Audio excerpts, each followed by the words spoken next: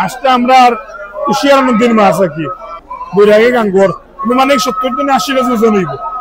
প্রতি কেজি 1500 টাকা করে বিক্রি করুন প্রতি কেজি সারা মাছ আপনার আগে অনুমানিক আগে 1500 করে কেজি যদি হয়